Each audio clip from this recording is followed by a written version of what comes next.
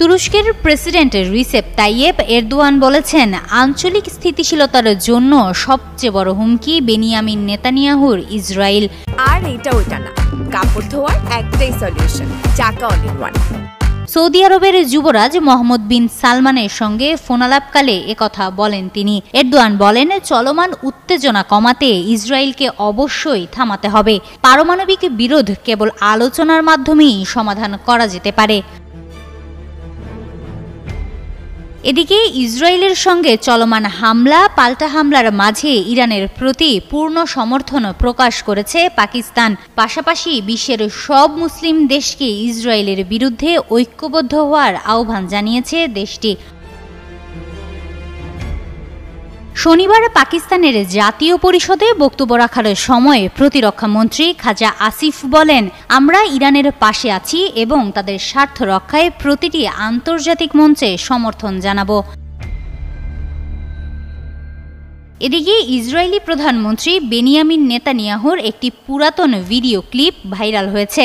সেখানে তিনি হুঁশিয়ারি উচ্চারণ করে বলেছিলেন, ইসলামী মিলিটাইজেশনকে কেন্দ্র করে ইরান ও পাকিস্তান এই অঞ্চলে অস্থিরতা সৃষ্টি করেছে এবং এই দুটি দেশই থাকতে পারে ইসরায়েলের পরবর্তী টার্গেট।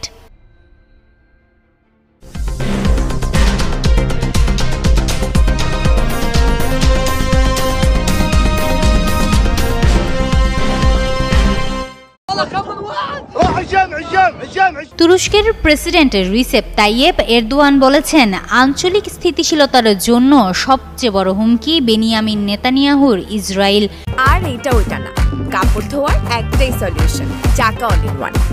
সৌদি আরবের যুবরাজ মোহাম্মদ বিন সালমানের সঙ্গে ফোনালাপকালে একথা বলেন তিনি। এরদোয়ান বলেন, চলমান উত্তেজনা কমাতে ইসরায়েলকে অবশ্যই থামাতে হবে। পারমাণবিক বিরোধ কেবল আলোচনার মাধ্যমেই সমাধান করা যেতে পারে।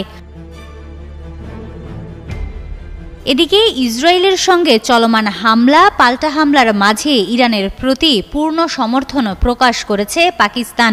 পাশাপাশি বিশ্বের সব মুসলিম দেশকে ইসরায়েলের বিরুদ্ধে ঐক্যবদ্ধ হওয়ার আহ্বান জানিয়েছে দেশটি। শনিবার পাকিস্তানের জাতীয় পরিষদে বক্তব্য রাখার সময় প্রতিরক্ষা মন্ত্রী খাজা আসিফ বলেন, আমরা ইরানের পাশে আছি এবং তাদের স্বার্থ রক্ষায় প্রতিটি আন্তর্জাতিক মঞ্চে সমর্থন জানাবো। এদিকে ইসরায়েলি প্রধানমন্ত্রী বেনিয়ামিন নেতানিয়াহুর একটি পুরাতন ভিডিও ক্লিপ ভাইরাল হয়েছে।